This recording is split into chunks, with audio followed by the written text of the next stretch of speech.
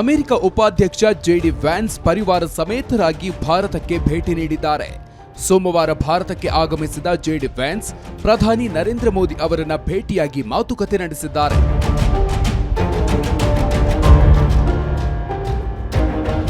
JD wands ಭೇಟಿಯು ಉಭಯ ದೇಶಗಳ ನಡುವಿನ ವ್ಯಾಪಾರ ಸಂಬಂಧದಲ್ಲಿ ಮಹತ್ವದ ಬೆಳವಣಿಗೆಯಂತ ವಿಶ್ಲೇಷಿಸಲಾಗುತ್ತಿದೆ. 4 ದಿನಗಳ ಪ್ರವಾಸದಲ್ಲಿರುವ ವ್ಯಾನ್ಸ್ ದ್ವಿಪಕ್ಷೀಯ ವ್ಯಾಪಾರ, ಸುಂಕ ವಿವಾದ ಸೇರಿದಂತೆ ಹಲವು ವಿಷಯಗಳ ಕುರಿತು ಚರ್ಚಿಸಿದ್ದಾರೆ.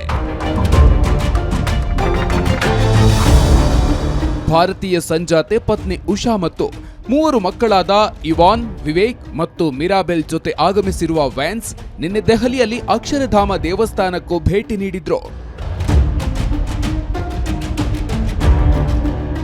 ಇಂದು ವ್ಯಾನ್ಸ್ ಕುಟುಂಬ ಜೈಪುರಕ್ಕೆ ಭೇಟಿ ಕೊಟ್ಟಿದ್ದು ಅಂಬರ್ ಪೋರ್ಟ್ಗೂ ಭೇಟಿ ನೀಡಿದೆ.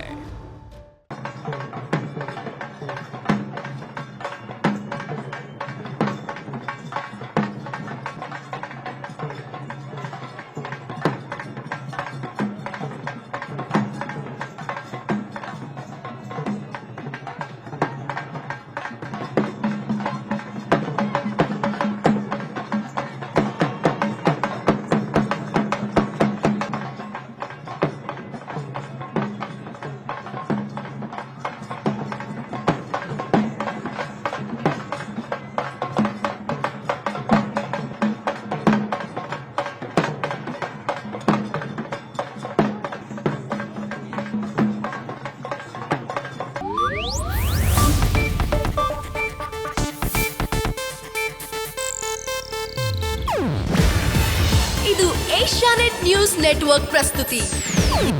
ನೀವು ನೋಡ್ತಿದ್ದೀರಾ ಏಷ್ಯಾನೆಟ್ ಸುವರ್ಣ ನ್ಯೂಸ್.